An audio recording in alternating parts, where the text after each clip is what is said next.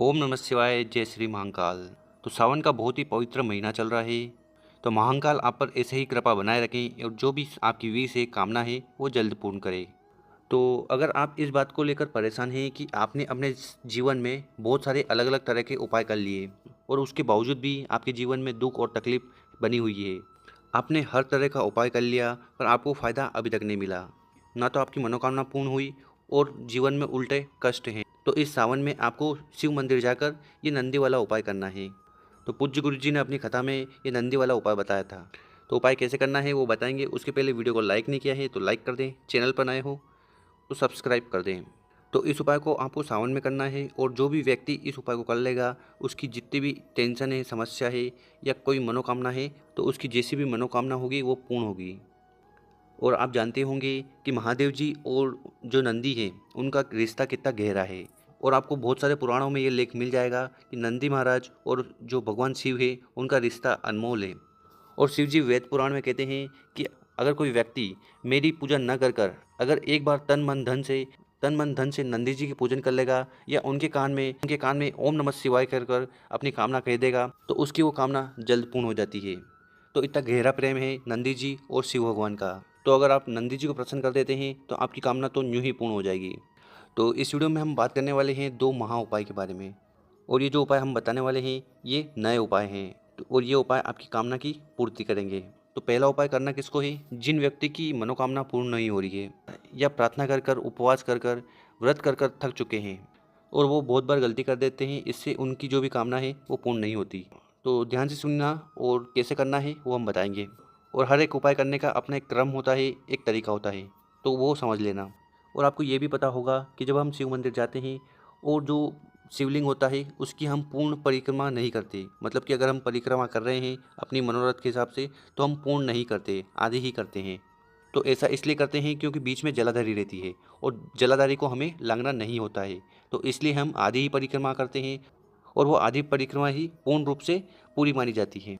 तो इसको हमें लांघना नहीं चाहिए, इससे दोष भी लगता है, पाप भी लगता है और आपका जो भी व्रत उपवास होता है वो भंग हो जाता है। तो जब भी आप शिव मंदिर जाएं या भोलेनाथ के मंदिर जाएं पूजा अर्चना करने, अपनी मनोकामना बताने, तो उस समय आप जब भी परिक्रमा करें तो एक चीज़ का विशेष ध्यान रखना। तो क्या करिएगा कि मान लीजिए अगर आप यहाँ से परिक्रमा शुरू करते हैं तो यहाँ से आपको यहाँ तक आना है और यहाँ पर आकर आपको क्या करना है, आप देखिएगा कि जो शिवलिंग है उसके सामने नंदी महाराज जी बैठे होते हैं। तो जो बाहर नंदी महाराज बैठे रहते हैं उनको आपको अपनी दृष्टि से देखना है, उनको निहारना है। कहाँ से? शिवलिंग के पास से। मतलब कि यहाँ से चलकर आप यहाँ पर आए हो तो यहाँ पर आपको खड़े हो जाना है और यहाँ से आपको नंदी महाराज को अपनी दृष्टि से देखना है, निहारना है। क्योंकि महादेव जी ने कहा है कि जो भी व्यक्ति मेरी परिक्रमा करते समय नंदी जी को देख लेगा तो उसको पूरा का पूरा उसकी पूजा का फल प्राप्त हो जाता है। और उसी प्रकार अगर आप नंदी महाराज का दर्शन नहीं करते परिक्रमा करते समय तो हो सकता है कि आपका जो व्रत है, जो पूजन है, वो पूर्ण नहीं हो। तो यहाँ पर गुरु जी ने क्या बताया है वो जान लो। तो यहाँ से अगर आप शुरुआत करते हो चलकर तो यहाँ तक आप आते हो और यहाँ से वापस चलकर वहाँ जाते हो तो ये पूरी एक परिक्रमा हो जाती है।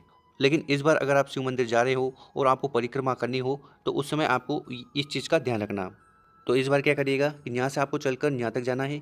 यहाँ पर जाने के बाद आपको नंदी महाराज को देखना है और देखते समय आपके मन में जो भी कामना है, जो भी इच्छा है या कोई ऐसी विश है जो आप चाहते हो कि वो भगवान शंकर उसे समय पर पूर्ण करे, यहाँ पर खड़े होकर उनको देखना है और उनसे प्रार्थना करना है। तो यहाँ पर आपको उस समय 3 बार नंदी महाराज के दर्शन करने हैं और आपके मन में जो भी कामना है, जो भी इच्छा है और वहाँ पर आपको बता देनी है। तो यहाँ पर गुरुजी ने एक बात बताई थी कि जब हमें परिक्रमा करनी हो तो आप ऐसे ना करिएगा कि यहाँ से आप चालू किया, यहाँ पर चले गए, यहाँ से वापस वहाँ गए तो ये एक परिक्रमा हुई, फिर वहाँ से यहाँ आए, यहाँ से फिर वहाँ गए। तो अगर इस जगह आप ये नया वाला तरीका अपनाते हैं तो अब भी आपकी जो कामना है, जो परिक्रमा है, वो पूर्ण हो जाती है। तो हर बार की तरह आपको यहाँ से चलकर यहाँ तक आना है और यहाँ पर आकर आपको नंदी महाराज के दर्शन करने हैं और मन में जो कामना है वो कह देनी है। फिर यहाँ पर आपको घूम जाना है और घूमकर आपको फिर से नंदी महाराज के दर्शन करने हैं। उसके बाद फिर एक बार घूम जाना है, फिर नंदी महाराज के दर्शन करने हैं। तो 2 बार हो गए और तीसरी बार फिर आपको घूम जाना है और 3 बार आपको नंदी महाराज के दर्शन करने हैं। उसके बाद जो कामना है वो वहाँ पर कह देनी है और उसके बाद क्या करना है, फिर आपको इधर आ जाना है जहाँ से आपने परिक्रमा शुरू करी थी। तो यहाँ पर हमने एक ही परिक्रमा करी पर हमें 3 परिक्रमा करने का फल प्राप्त हुआ। क्योंकि गुरुजी ने अपनी कथा में बताया था तो कोई व्यक्ति यहाँ से चलकर यहाँ जाता है और पलट पलट कर 3 बार नंदी जी के दर्शन कर लेता है तो वो परिक्रमा भी मान्य होगी। तो इतना आसान सा उपाय है ये परिक्रमा करने का। तो ये उपाय करना, आपकी जो भी कामना होगी महाकाल उसे पूरी करेंगे। और इसके बाद जो दूसरा उपाय है वो कैसे करना है जान लीजिए। तो इस उपाय को आपको सावन के किसी भी दिन कर लेना है, पर अगर सावन का सोमवार आ जाए तो इस उपाय को बिल्कुल भी करने से चूकना मत, क्योंकि बहुत ही आसान सा उपाय है। क्योंकि बहुत बार ऐसी सिचुएशन आती है कि बहुत सारी माताएं, बहनें या देवियाँ वो मंदिर नहीं जा पाती है, वो कुछ भी कारण हो सकता है। तो उनको अपने घर पर ही ये छोटा सा उपाय करना है, इसका फल भी आपको पूर्ण रूप से प्राप्त होगा। तो इस उपाय में आपको क्या करना है, आपको लेना है एक गमला। तो आपके घर में कोई ना कोई गमला तो होगा ही सही, पर एक चीज़ का विशेष ध्यान रखना कि आपको जो तुलसी का गमला है तो उसको तो आपको बिल्कुल छेड़ना नहीं है। तो ये उपाय तुलसी के गमले में आपको बिल्कुल भी नहीं करना है। इसके अलावा कौन से भी पौधे का गमला हो वहाँ पर उस गमले में आपको ये उपाय कर लेना है। तो गुरुजी ने अपनी कथा में क्या बताया कि आप एक गमला लीजिए और उस गमले में जिस भी प्रकार की मिट्टी हो उससे आपको एक लिंग का आकार बनाना है। तो यहाँ पर आपको एक शिवलिंग बनाना है। पर गुरुजी ने बताया है कि ये जरूरी नहीं कि आप पूरा शिवलिंग बनाओ, तो आपको जलाधारी बनानी है, ऊपर सर्प बनाना है, ऐसा कुछ भी नहीं है। अगर आप उस गमले की मिट्टी से मात्र एक लिंग बना देते हैं, क्योंकि यहाँ पर क्वेश्चन उठता है कि हम शूद्र हैं, ब्राह्मण हैं, वैश्य हैं, तो हम किस मिट्टी का शिवलिंग बनाएं। तो गुरुजी ने बताया है कि आपके पास जो भी मिट्टी हो, जो भी गमला हो, उससे आपको लिंग का आकार देना है।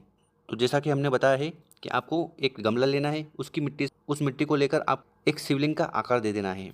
और जब आपका शिवलिंग बन जाए तो उसको आपको मानना है शिव, कि ये मेरे साक्षात भोलेनाथ हैं। और उसके बाद जो भी पूजा अर्चना आपको करनी है, जो भी कामना करनी है, आपको वहीं उस गमले की मिट्टी से जो बनाया हुआ लिंग है उसके सामने कर लेना। और इसके साथ जो भी आपको उसके ऊपर चढ़ाना है, वो चंदन हो, घी हो, शहद हो वगैरह, जो भी आपको अपनी कामना के अनुसार जो भी चीज़ है वो समर्पित कर देना है। और उसके बाद क्या करना कि आपको एक छोटा सा दीपक आसपास लगा देना है। हो सके तो गमले में लगाना, और गमले में जगह ना हो तो नीचे साइड आपको एक दीपक जला देना है। और दीपक भी काय का होना चाहिए, गाय के घी का। और फिर क्या करिएगा कि आप उस दीपक को जला देना, और जलाने के बाद आप अपने जो भी काम काज है उसको निपटा लेना। तो 5-10 मिनट बाद आपको वापस उस गमले के पास आना है जहाँ पर आपने मिट्टी से शिवलिंग का आकार दिया था, वहाँ पर आ जाना। और क्या करिएगा, अपने साथ लेकर आना है आपको थोड़ा सा जल।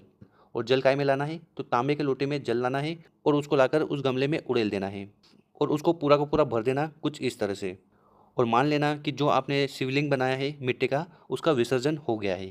और जब आप इस गमले में जल डाल रहे होंगे तो श्री शिवाय नमस्तुभ्यम ओम नमः शिवाय का जाप करना है, और उसको कम्प्लीटली फिल कर देना है, भर देना है। तो यहाँ पर जो आपने शिवलिंग बनाया था उसका विसर्जन हो गया है। और उसके बाद वहाँ पर खड़े होकर जो भी मन में कामना है, जो भी इच्छा है, जो भी समस्या है वहाँ पर बता देनी है। बस ये उपाय करना, आपकी जो भी समस्या है, जो भी दुख है, जो भी परेशानी है, वो हरदम के लिए खत्म हो जाएगी। तो ये उपाय किसके लिए, जो मंदिर नहीं जा पा रहे हैं, तो वो अपने घर बैठे ये उपाय कर सकते हैं। तो इस उपाय को आप सावन के किसी भी दिन कर सकते हो, पर एक नियम बनाना कि अगर आपने सोमवार से स्टार्ट किया है तो अगले सप्ताह के सोमवार को ही आपको करना है। करके देखिएगा, आपको ज़रूर लाभ मिलेगा।